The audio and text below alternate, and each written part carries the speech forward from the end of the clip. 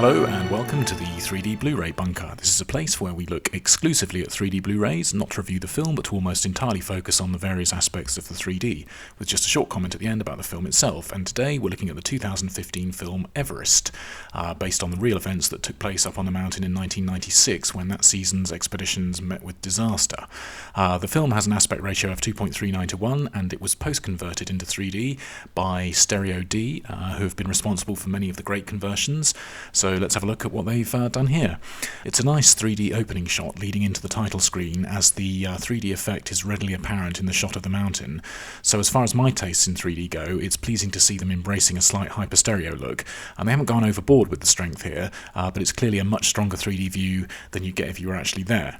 The strong 3D isn't just used for these gorgeous views of the Himalaya though. This film has pretty strong 3D throughout.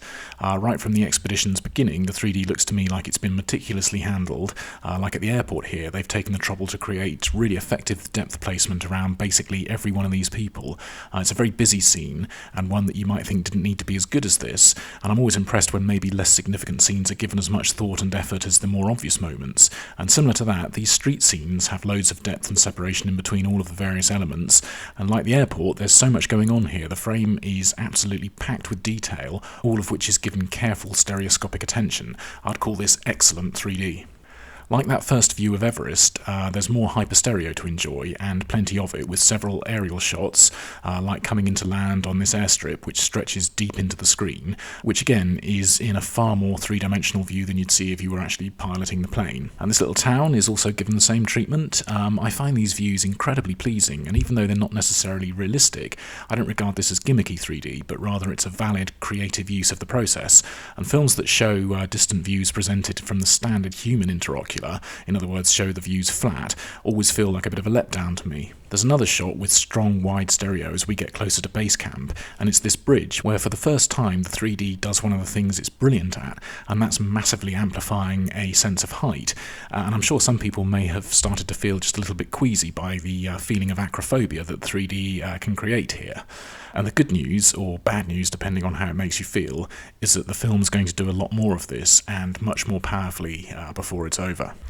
As well as doing obvious things like amplifying the sensation of height compared to 2D films, it sometimes feels like 3D also has some weirdly inexplicable ability to strengthen the effect of other sensations too.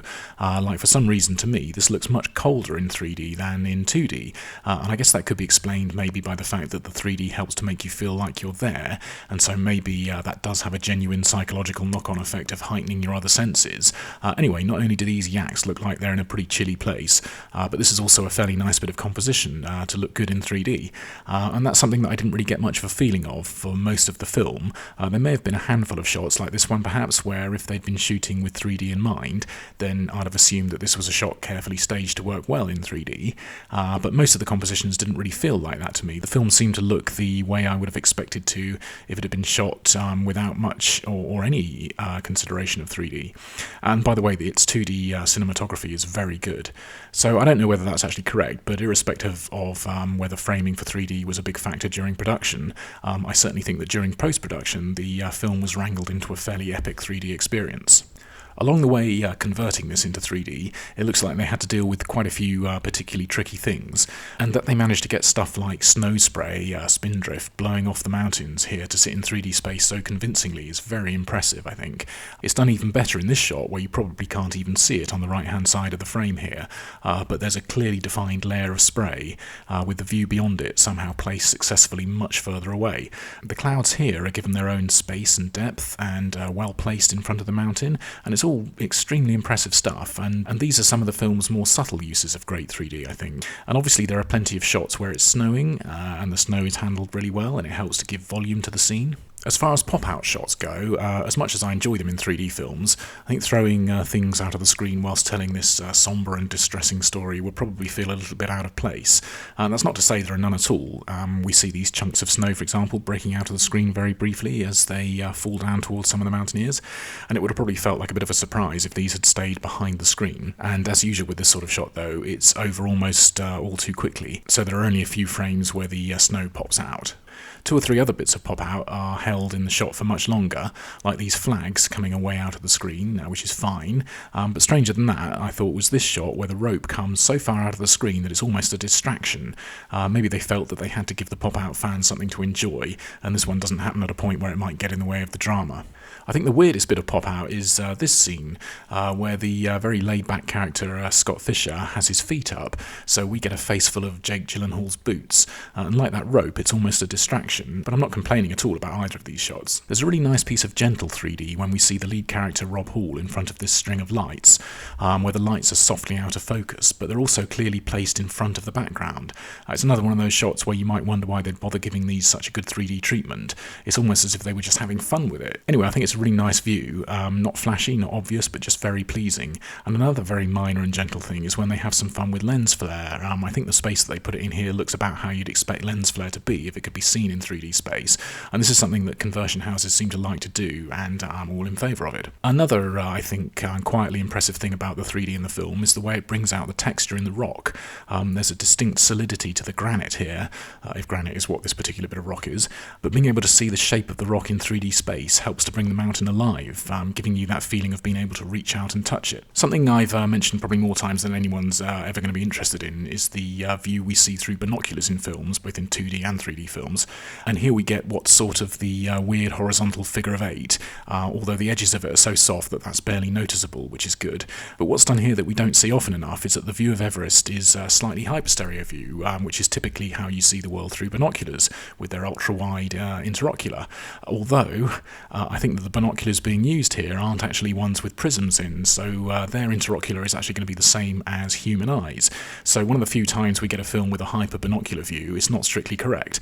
Again though, I'm definitely not complaining about that. There's a great bit of 3D that very much heightens the emotion of the scene, which is these bits of climbing gear in the foreground. I'm no mountaineer, and after this film I definitely wouldn't want to be one, so I don't know what these things are called, but I do know that there should be somebody attached to them, and that's what makes this shot so powerful, with the 3D space making it even stronger. There's a weird shot here where that's Robin Wright on the phone, and we're looking into the room from the outside. The reflected flowers in the garden have been placed in the correct depth, which is impressive enough, but what's slightly odd is that the flowers, particularly on the right hand side of the frame, have a double image, so they look a bit like a 3D image without your 3D glasses on. So I assume that the window is maybe double glazed and that's why there's a double reflection, but it still looks a bit funny for a moment. If you're looking for any conversion errors, I did notice a couple, like the fellow on the left hand side here has his face partially obscured by smoke, and the conversion briefly pulls a part of his face up to the same plane as the smoke. This is incredibly minor and totally irrelevant, but it's a small example of where post-converted 3D can sometimes get a bit tripped up. And a much better example of that, and it actually ends up being strangely fascinating, I think, is this shot. And what's weird here is that all of these flags are diaphanous, and you can see in this still that the background is clearly visible through each of the flags. So whilst the flags are all placed into strong 3D space, what they were presumably unable to successfully do is keep the background behind each flag in its correct space.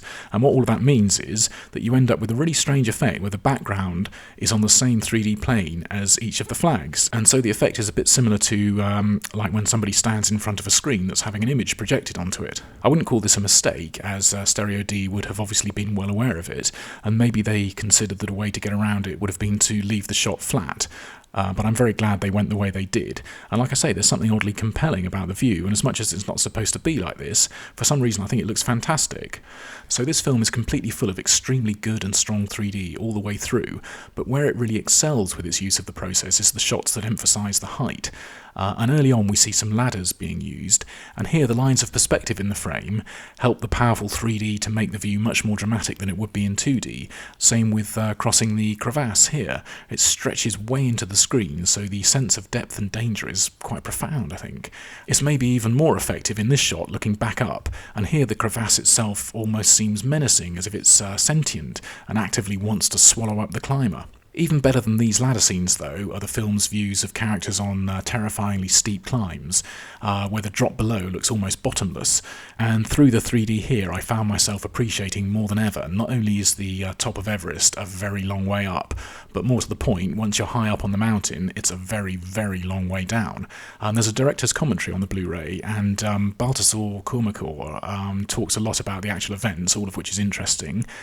He talks a bit about the shooting and the locations. It's all good stuff. But he mentions the 3D a grand total of 1 time, and that says to me that it's not something that he has any great affection for, but he mentions it during this shot and says how effective it is here, and he's absolutely right, and these are the 3D money shots, but that's not to sell the rest of the 3D short, because it's all superb.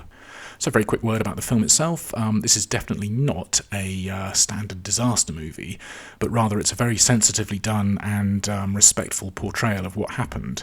There have been several books written about this event, with I think the odd bit of conflict about some of the details, but this certainly comes across as an honest telling of the story, which I'm sure most reviewers will have quite rightly described as harrowing. It's about the chaos and tragedy that befell several teams of climbers on an overcrowded Everest, and it portrays all sorts of human behaviour, and most of all, I think, the honour and decency of Rob Hall. It's powerful stuff, full of great performances by the whole cast.